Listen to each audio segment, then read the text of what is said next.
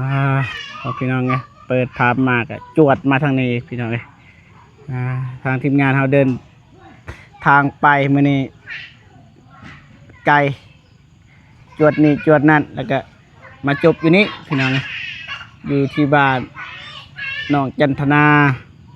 อันนี้น้องพินพี่น้องเลยพี่น้อง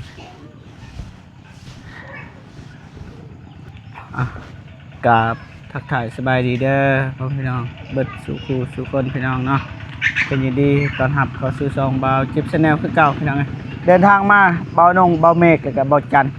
เบาจิบพี่น้องเดินทางมา4 คนแต่ว่าทางไอ้นงเพิ่นไปอัปเดตบ้านน้องบัววันพี่น้องก็คือพี่น้องฮู้แหละบัววันน้องที่เบาจิบถ่ายแรกๆตอนนั้นพี่น้องจิจอยแต่ว่าตอนนี้ก็มีงบเข้ามาแล้วเฮ็ดเทือนเฮ็ดซาก็ดีใจนำพี่น้องเนาะถ้าบ่เจ็บบ่เข้าไปในมือนั้นก็คงสิบ่มีมื้อนี้แหละน้องเพิ่นแต่ว่าก็บ่มีดอกงบทางบ่เจ็บแต่ก่อนก็มีก็หลายพอสมควรแล้วให้นี่ให้นั่นก็เบิดแล้วพี่น้องแต่ว่างบเฮ็ดเทือนเนี่ยบ่เจ็บบ่มีเพราะว่าบ่ได้ไปหาน้องช่วงนี้พี่น้องแต่ว่าสิไปหาน้องพินก่อนพี่น้องไปนี่เถอะโอ้โหน้องพินเพิ่นเฮ็ดหยังพี่น้องไปสบายดีเด้อสบายดีเด้อไปหาน้องพินบ่แม่เด้อโอเคสันสิสวัสดีเช่นกันเด้อสบายดีเด้อไปหาน้องจันทนาสัตว์โอ้ยตัวมีสิยังได้บ่ก็ขออนุญาตน้องเพิ่นก่อนน้องฮัลโหลน้องพี่มาหาน้องจันทนาน้องมีเยี่ยมได้บ่นี่ก็พี่น้องคักลายเทเบิดเลยเทเรียบร้อยสบายดีเรียบร้อยแล้วปลาเจ๊เข้ามาทางเฮียนเจ๊กะเห็นตู้เย็นอันดับแรกครบสุดเลยวันนี้เด้อถ้วยบวงถ้วยซามครบเบิดนี่แม่เพิ่นล้างถ้วยอันนี้ลูกสาวสบายดีเด้อฝากไอ้เบิ่งสบายดีเด้ออ้าวปะโตอีหยังน่ะโอ้ผักสบายดีสบายดีปะลุงสบายดีสบายดีปะลุงอ้าวสบายดีปะสบายดีสบายดีปะสบายดีเด้อสบายดีเด้อสุดนอนบ่มาที่ไสบางอย่างมาแต่สวน บ่อาบน้ำอาบท่าหรือบ่ย่างมาสะอาดจะมาล้างถ้วยก่อนล้างถ้วยก่อนคักดูแบบนี้บ่เปียกบ่เปียกยังแต่บ่มีมันอันนั้นซึมน้ำมันซึมบ่มันซึมออกได้บ่ทางนี้ซึมออกได้เพราะเขาบ่ทันเรียนบ่ทันเรียนดีจังเลยบ่ทันโบกบ่บ่ทันโบกใช่เบิ่งมันเข้านี่มันเข้าทางนี้มันก็เปียกบ่ได้ทางนี้มันบ่เป็นยังเจ้าน้องจันทนาซุ่มนมไหลน้ำไม้เลยใส่เบิ่งบ่มียังกิน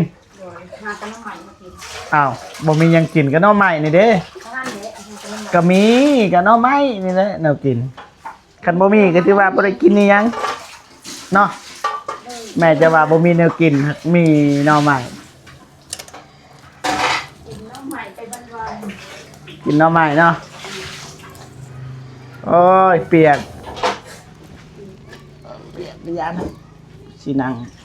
เบิ่งน้องจันทนา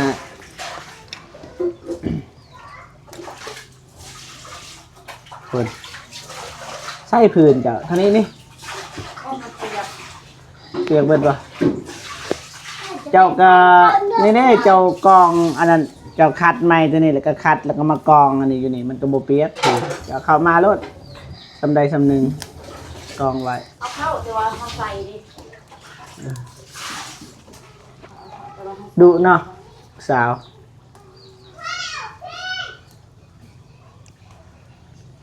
ดุแบบนี้แหละผู้ใหญ่จึงมักจึงหักคนดุคนมันบ่ติ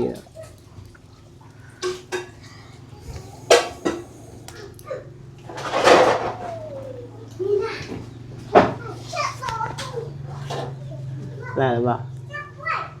จะนึ่งหรือเปล่าข้าวนำ ยัง ยังไม่ทันนึ่งข้าว โดย อันนั้นเจ๊ต้มหน่อใหม่ในใช้เวลาโดนบ่ ก็บ่โดนแต่ว่าเขาต้มยังไง ต้มใหม่ๆวะเขารู้สึกว่าต้มหน่อใหม่โดนเนี่ยตามันนะมันมอง บ่ มัน โดน คม เพราะว่าบ่แม่นนออันนั้นนอดินนี่ อืมได้แล้ว บ่แม่นที่ถูก พูดดองยังหัน ไม่เด้ ดองหน่อใหม่บ่ โดยมันโดนแล้วน้ำมัน อ๋อคือว่าดองน้ำตา บ่มีเออบ่เจ็บพันเด้ดอกน้ำตาจ้ะ ฟังนี่ว่าเพลง ดัง ลองเบ้างท่อนหนึ่ง นาใดทมิด บ่ฮู้ อ้าว บ่ฮู้แล้ว ขึ้นต้นนาใดขึ้นต้นเว้าซื่อบ่ต้องห้องก็ได้ ลืมนะ เคยห้องแต่ใน TikTok นั่นแหละแต่ว่าทวีตเฮาบ่ได้ นาใดนังสนา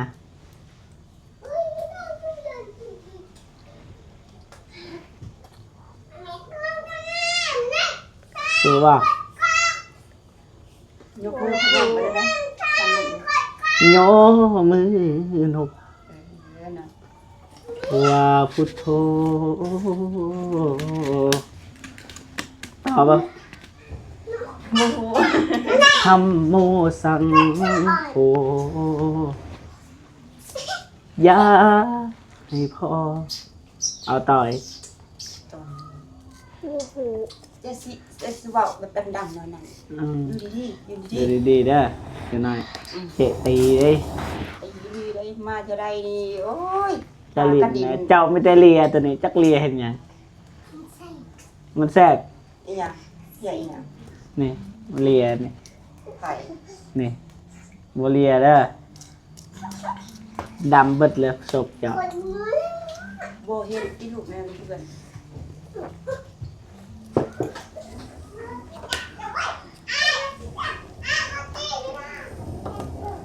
บ่จือบ่ บ่จือบ่เพิ่นอย่าให้ได้เจอกับผู้หญิงใจมา ลูกพ่อแล้วเด้อพ่อแล้วแม่จ้า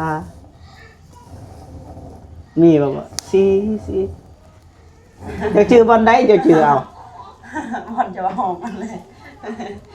เดี๋ยวจื้อมันนะว่าบ่ได้สู้ห้องนะห้องได้เทื่อเดียว มีแต่ฟังว่า ฟัง จักเถือแล้วจะฟังน้องจันทนาจักเถือเคยฟังหรือเปล่า หนู หนึ่งเถือ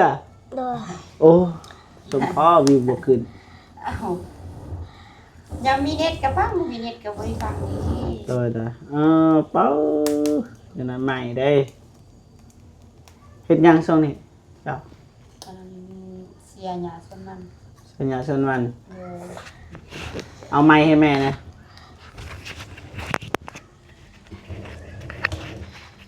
พอแล้วมันกินไม้เบิดละหมอเจ้า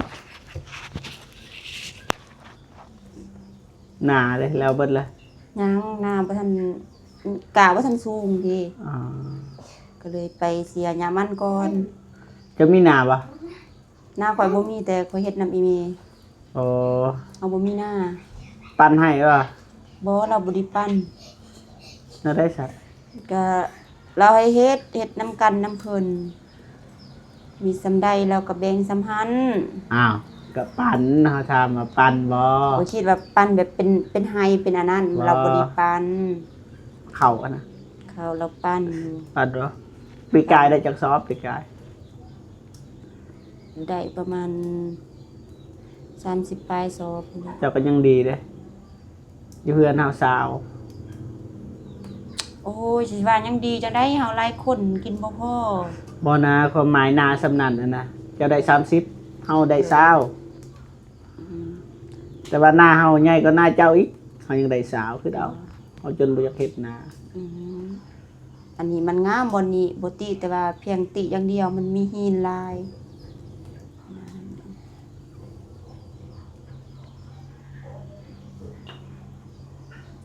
อืม ซิมบ่ ซิมได้คันมันบ่คม บุคุมนางเอาจองไปทางล่างจ้ะ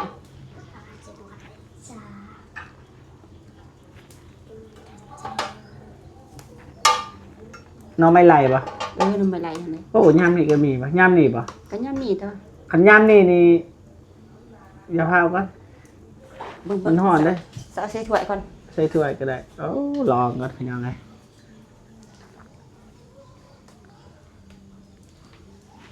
ปล่อยน้ำใส่บ่อันหนึ่งก็พอละ โอ้มันสิกินน้ จะกินน้ ำ ำเอา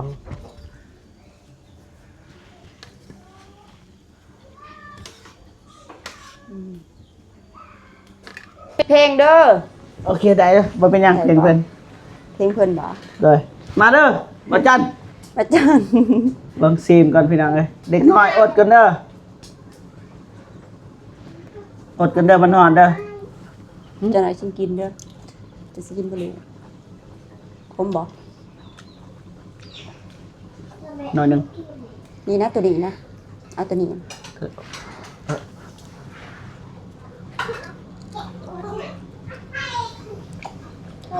จะหน่อยเด้อขอซีมก่อนจะหน่อยว่าบ่หักบ่ห่วง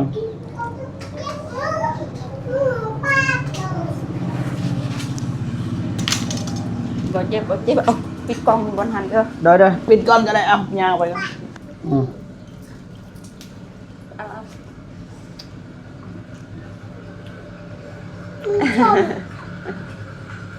ส้ม มันฮ้อนพี่น้องบ่ฮู้ว่าแซ่บหรือบ่แซ่บมันฮ้อน แซ่บ อืม เอาคือ เจ้าแซ่แล้วว่าซื้อน้ำเย็น เอาไปเสร็จเลยเด้อคุณยายเล่นสิแก นี่พี่น้องอ่ะรบกวนคือเก่าไปใส่ก็เป็นพละหมู่เบิดเมื่อนี่ถึกจมแล้วจมว่าย ไข่ ๆบ่ฮู้อืมตั้งนั้นก็ซีมเลย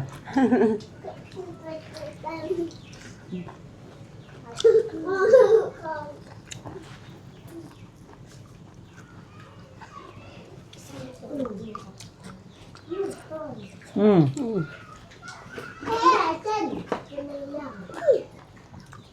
แซ่บบ่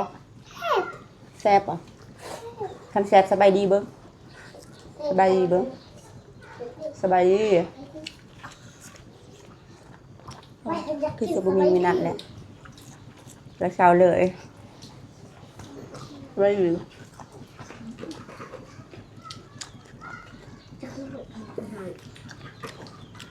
ไก่ปะมันจะไปเก็บไก่ ไก่ ปะ ไก่ จักรลัก หูแต่ว่าไก่ สอง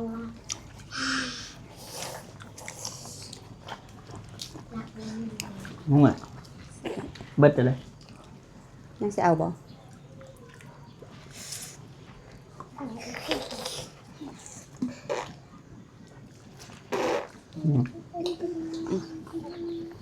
จะกินตัวอ่อน ตัวอินกระเทินหักหักกระเทินนะ อันนี้สิเอาบ่ อย่าทานสิ เอา มา อยู่ เอามาอีกหนึ่ง ยกหมูเด้อันยังก็สิเอาให้ เอามาบ่พะบ่พะ บ่พาลูกบ่พ พ อ อเฮากินเนาะบ่กินขี้เดียด ขี้เดียดเด้อ ขี้เดียดเป็นยังไงไปหาน้องกินเป็นยังไงทำ จะได้แม่ตักให้จะ มา ได้ เยี่ยมมายามพี่น้องนะเพราะว่าทางกอนงกับบ่เมกกับพุ่นละไปเพื่อนน้องบัววันแต่ว่าทางบ่เจ็บมาทางนี้มาสั่งพละขอโทษขออภัยหลายๆนะบางคำเว้าคำพูดอาจสิบ่ม่วนบ่เพราะมาขอโทษขออภัยหลายๆหวังว่า FC ของเข้าใจนะ โดยจะได้ก็ต้องเข้าใจเด้อ FC ทุกคน บ่ได้ศึกษาบ่เจ็บนี่เบิดเลยเว้าบ่ม่วนเว้าบ่นัวหัวก็บ่ม่วนนะขอโทษขออภัยหลายๆ เอาแล้ว บ่สมกับเป็นสายบุญบ่สมกับเป็นสะพานบุญท่านซะแต่ว่าเขาก็มักในใจนี้ก็เลยเดินทางมาทางนี้เขาก็เฮ็ดในสิ่งที่เขาฮักนะบางคนก็เว้านัวหัวมวนอยู่แต่ว่าเขาบ่มักสายนี้พี่น้องเขาก็เลยบ่เฮ็ดเขาเว้าบ่ค่อยเก่งปานใดแต่ก็มักทางนี้นะพี่น้อง เพียงแล้วพุ่นไปน้ำเอื่อยพุ่น ฮอดเด้อพี่ ให้ น้อง เอื่อยเดี๋ยวเอา หน่อ มา ไม้นี่หน่อไม้ป้าต้องกินแล้วเด้อทางนี้เด้อไปกินต่อกันเดี๋ยว15น้องพินพี่น้องมาเพิ่มอีกละ แซ่บขนาด พูดมาจันทพรมาให้แบบเต็ม หวานเนาะ โดยหวาน เจะเสียดอย่างเจ๊ สตำแจ่ว ตอนเจ้าเฮากิน โดย อ่า ตำแจ่วแจ่วพงไหน เบิ่ง แล้ว ว่า แต่ มันบ่มี ข้า ป ว ระ ไป เด็น เลยถ้าบอกมันจังหวาน หวาน เบิ่งแต่เนื้อมันก็ แถวบ้านเฮาเต็มเลยบ้านเก่า แต่น้ำใหม่นี้ แม่น ไปหานี่ คันหน่อไม้ไล่เด้ เติมข้างหน้า ไม่ บ้าง ได้ เว้ย แม่นหน่อไม้ไล่มีน้ำเฮาแนวนี้ไม่หน่อไม้ยัง นี่ นี่ ไม่เลย อันนี้ก็น้ำใหม่ไล่ หน่อไม้ไล่ปะ โดย ไม่ว่าบ่จันไปหา จังมือ อยู่บ้านเฮาเด้บ้านเก่ารถเฮานี่ไปบ่ได้ โอ้เป็นจะได้นาดูเว้ยหาทำไมมันบาน เพราะยานรถเพราะว่ามันมีหินที่อันนั้นนะ อืม เขาบดด้วยนะเขาเห็นเส้นทาง แล้วมันขึ้นคอยนะเขายานมันบาดนะไอ้เตียงก็เจอแล้วอยู่หันไปทิมยางตอนส่วนของเดิมไปหาเจนัดคันรถแอร์นงนะก็เพราะว่าอยู่รถไอ้เตียงรถเท่านี่น้อยอีกยานมันติดจะว่ากันพี่น้องนะมือใดมือหนึ่งไปเก็บแล้วก็ไปฝากน้องๆเพื่อน โดนระเบิดกินต้มเสื้อ ทาแจ่วกันบ่ ขาแจ่ว ตัวบ้านนี้ โอ้ย มาแล้วพี่น้อง เอาเด้อเอาไปบางนี้เด้อเบางนี้ล้าง มา อืม นี่จากที่ว่าซีจากที่ว่าซีพูดเอา เอาบ่จิบก่อนเอา โดยมา น้ำปลาแดงเกลือเสือ เด้อไอ้นงมาเลย เอาพวดเราคือลูก สบายดีเด้อ สวัสดีเด้อ มากินน้ำกันมา กินนะเจ้า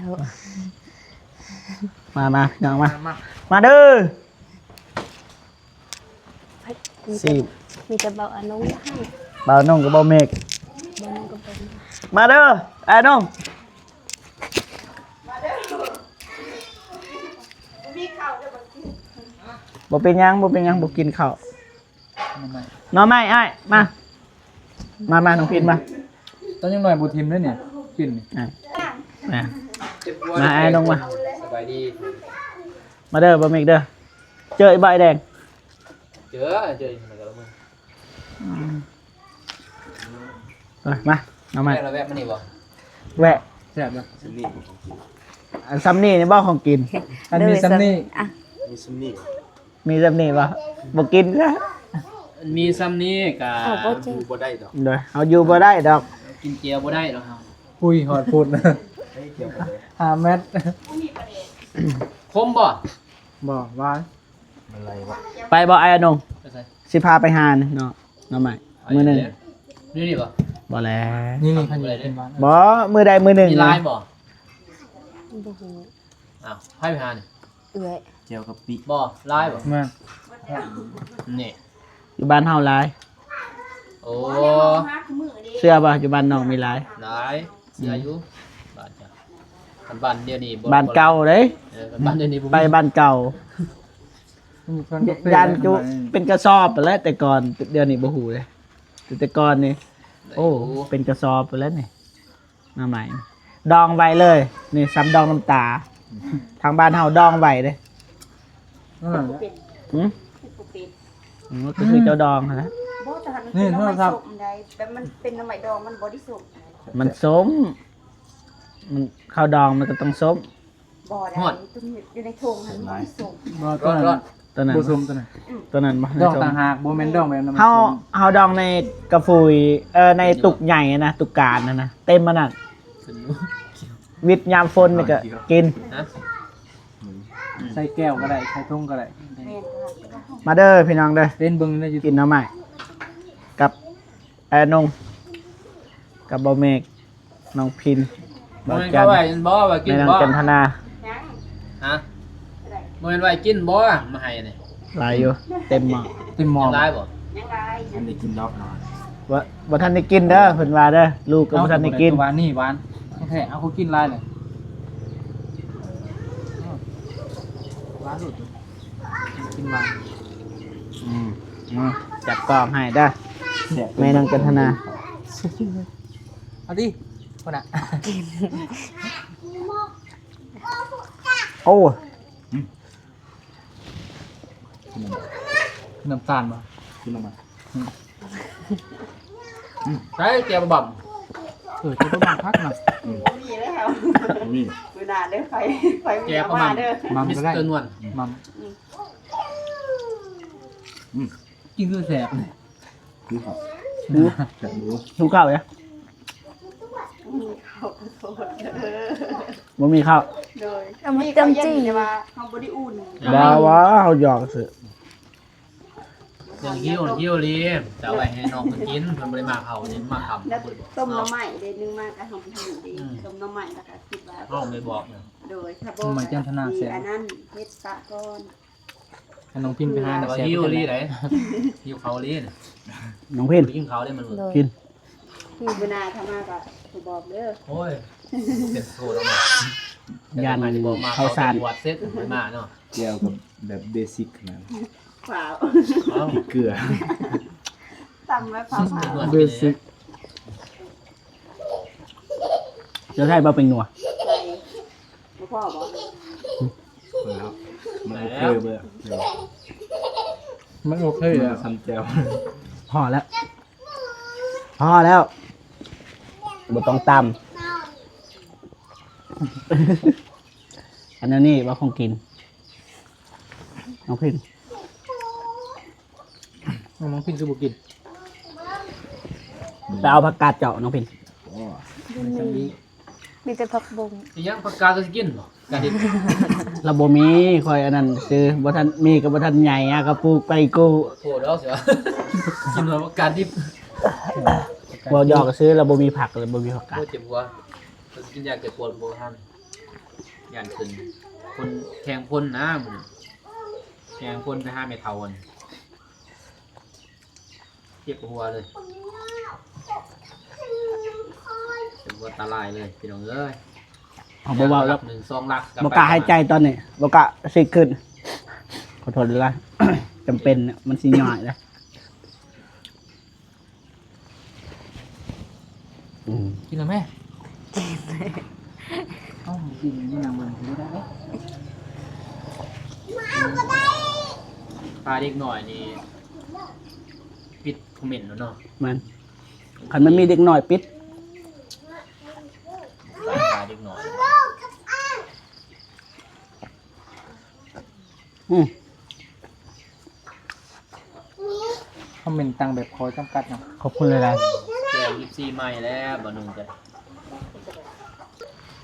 โอเคพ่อพี่น้องเนาะทางทีมเฮาขออนุญาตเดินทางกลับบ้านก่อนพี่น้องเพราะว่าทางอายนงเพิ่นมารับกินเรียบร้อยก็สิเดินทางกลับบัดนี้เนาะมันเป็นแบบว่ากินแล้วเซลนี้พี่น้องนะบ่ว่ากันเด้อพี่น้องเด้อเจอกันคลิปหน้าพี่น้องเด้อสวัสดี